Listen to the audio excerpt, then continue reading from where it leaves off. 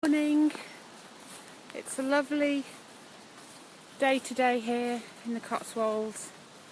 Got my sunnies on, taken them off so you can see me, but might have to put them back on again. Yeah, I just thought I would post today because one thing that I've been journaling about, because people have been talking to me about it, is why I do what I do. And when I'm talking about doing, I'm talking about the work that I'm doing, but also the kind of, just the kind of person that I am, and how I felt really drawn and very pulled to work with people. And I think really it stems back to suffering with ME back in my 20s, all those many moons ago.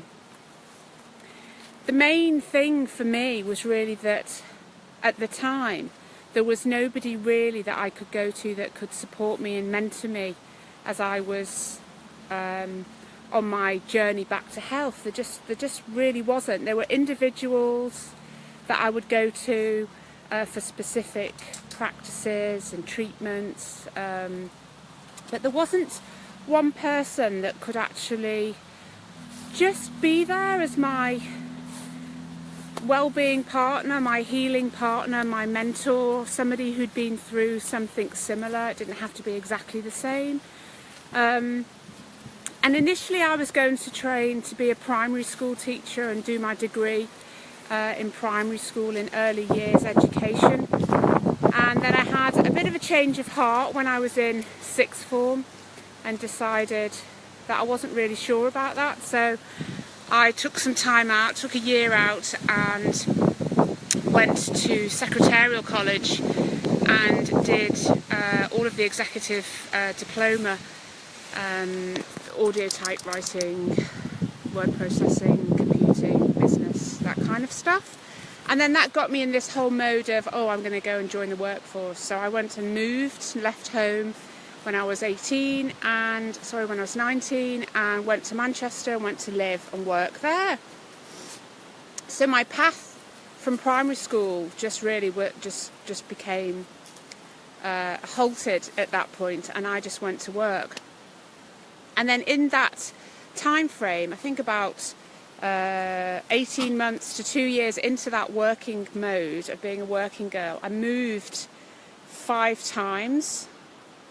Not jobs, home, so different rental properties, different opportunities, different friends, all sorts of different things. So I wasn't really finding my feet there. And I think all of that, along with just suffering from persistent viruses during that time that I was away, I recognised that actually I was not feeling very well. And then I got flu really badly, and ended up back home just to try and recuperate, but in fact I never went back. So you might have heard this story before, and I never went back, and then I just really couldn't get well again. My immune system was absolutely shot, and I was very low, and I had chronic fatigue, and then I was diagnosed with myalgic encephalomyelitis. And then it took, a real long time, 5-6 years, to find my way out of that. And in that time, I saw numerous people. But as I said, I didn't have that one person. There was one person who wasn't necessarily a mentor, but my reflexologist, Maria, an aromatherapist. She introduced me to Reiki. I would say, she was my guide. Once I found her, I saw her every week and for a session. But there wasn't somebody who had been through something similar to me. I didn't want to go to a support group and talk about how depressed, life was, because I was 21 and living at home and my life was crap. I didn't want to go and talk about that in a group situation. I wanted to try and get myself back into some kind of mode of wellness, really. And so it really sparked this journey for myself, and that's where it all began for me. And I then decided to train as a counsellor, because that was one thing that really I turned to support me. I trained as a counsellor, and then eventually I did go and do a degree in health, and I explored health from different signposts, whether it be spiritual health, emotional health, nutrition, all sorts of different business and health and well-being. So, and that's really, and in my career, yeah, I've kind of just gone along supporting and guiding people and being a mentor and being a guide, and sharing the things that I've learned to help me on my journey. Just as other people have shared with me, I want to pass that knowledge on, really. And I find that in creating my healing portraits and drawing people, that took it to another level, because it was a real sense of seeing people for how they really truly felt inside of them, but weren't necessarily seeing it. So they had this physical piece of art to confirm that actually they were doing okay and that they were moving towards the end goal. I've got these two crazy Jack Russells who are... You've got to see it. It's just got to see it. Where have they gone? Oh, here's one. And here's the other. You were playing tag before. What's happening? Hey? What's happening? Anyway, guys, yeah, that's my why, really. Why I do what I do. It's really to be that person that I never had.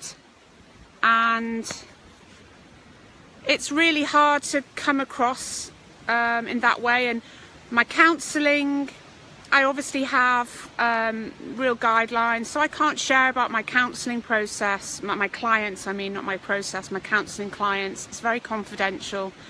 But all of my clients are very, very dear to me, and we work very, very closely.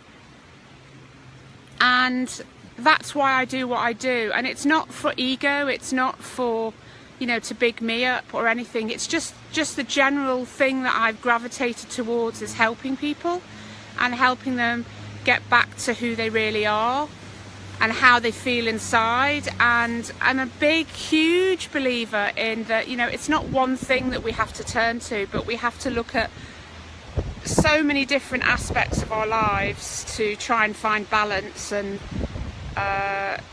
it's not just one thing. We've got to find our toolkit and create our toolkit so that we know where to go when things go all tits up and pear-shaped. So anyhow, hope you've enjoyed just knowing a little bit about why I do what I do, and I will now just show you this glorious, look at that lovely sky. Wow, it's glorious vista. It's a lovely sky today, isn't it? These guys, they're funny. They're playing in the laurel.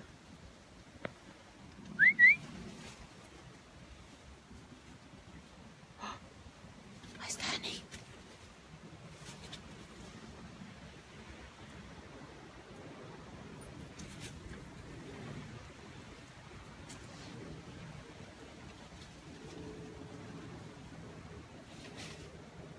It's like the velociraptors. Ooh.